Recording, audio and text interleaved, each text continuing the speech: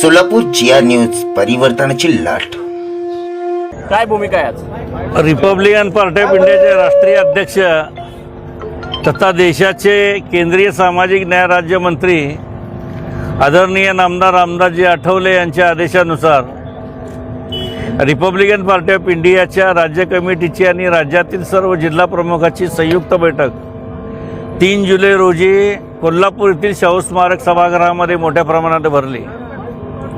आणि या बैठकीमध्ये महाराष्ट्र शासनाने उपवर्गीकरण अबकड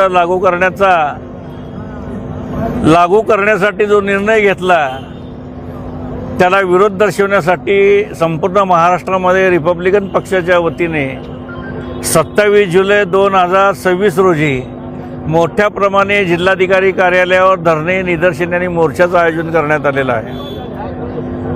परंतु सोलापूर या ठिकाणी 27 तारखेला याच प्रश्नावर दुसरा मोर्चा आहे आणि मग एकाच प्रश्नावर 2-2 मोर्चे निघण्यापेक्षा रिपब्लिकन पक्षाच्या प्रमुख कार्यकर्त्यांनी निर्णय घेतला की एक दिवस आपण निदर्शनाचा कार्यक्रम घ्यावा.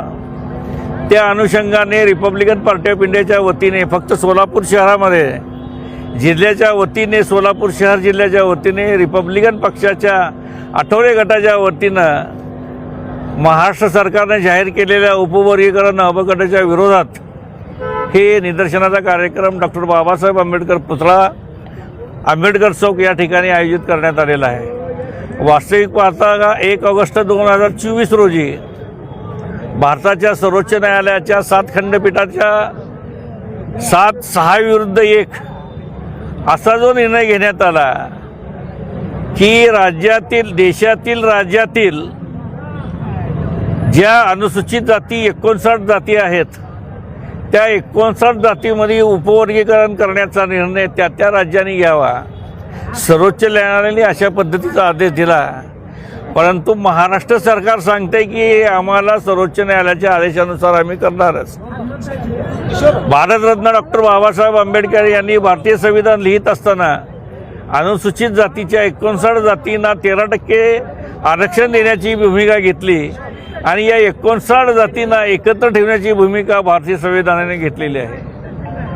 आज या उपवर्गीकरणाच्या माध्यमातून 58 जाती एकीकडे आणि 1 जाती एकीकडे असा भेदभाव निर्माण करण्याचा प्रयत्न राज्यातील सरकार, केंद्रातील सरकार या ठिकाणी करत आहेत. या निर्णयाला बदल करण्यासाठी रिपब्लिकन पक्षाने अबकटच्या विरोधात संपूर्ण राज्यभर आंदोलन घेण्याचा निर्णय घेतला आहे. साहेब, उद्या आनंदराज आंबेडकरांच्या नेतृत्वामध्ये सकल समाजाचा मोर्चा निघणार आहे. तब्बल 58 जातींचा समावेश त्यामध्ये असणार आहे. आपण समाज म्हणून उद्याच्या मोर्चामध्ये सहभागी होणार आहात? नाही, रिपब्लिकन पक्षाची भूमिका आहे की अबकटाच्या विरोधात जे असतील त्यांच्यासोबत आम्ही आहोत. सर्वप्रथम आम्ही तर ही भूमिका जाहीरच केलेली आहेत. आंबेडकर हे बाबासाहेबांचे नातू त्यांच्या नेतृत्वाखाली निघतो हे आनंदाचं आहे. त्यामुळे त्या मोर्चाला आमचा विरोध नाही ना काय नाही. तेही अबकटाच्या विरोधातच मोर्चा आहेत. अनुसूचित जातीच्या सर्व जात बांधवांनी आज ज्या पद्धतीनं रिपब्लिकन पक्षाच्या आठवले गटाचा हा कार्यक्रम आहे आणि उद्याचा कार्यक्रम हा सर्वपक्षीय म्हणतात, परंतु माझ्या माहितीप्रमाणे त्याच्यामध्ये प्रत्येक जातीला बोलवण्याचा त्यांनी प्रयत्न केला. तो निश्चितच कौतुकास्पद आहेत. आता उद्याच्या मोर्चाला जे येतील त्यांचं स्वागत. राज्यामध्ये देवेंद्र फडणवीस अबकडचा निर्णय घेण्यासाठी अनुकूल असल्याचं चित्र दिसते. आपण महायुतीचे घटक पक्ष आहात. वरिष्ठांना सांगून हा प्रश्न जो आहे तो इथं म्हणजे उपवर्गीकरण थांबवण्यासाठी आपण आठवले साहेबांशी काय? नाही, कसं आहे, शेवटी आज महाराष्ट्राचे मुख्यमंत्री देवेंद्र फडणवीस म्हणतात की अबकड मी राबवणारच.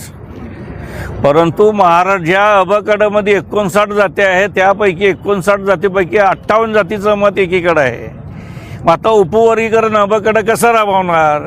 लोकसंख्येच्या आधारावर राबवणार का जनगणना 2011ची झालेली आहे, त्याच्यानंतर 2027ची आहे. मग 11च्या जनगणनेच्या लोकसंख्येनुसार तुम्ही राबवणार का 1900 म्हणजे 2027च्या जनगणनेनुसार राबवणार? हे जर पहिलं क्लिअरिफिकेशन होणं अत्यंत गरजेचं आहे. अनंत ब्रदर नावाच्या न्यायाधीशाचा अध्यक्षाखाली एक समिती नेमली.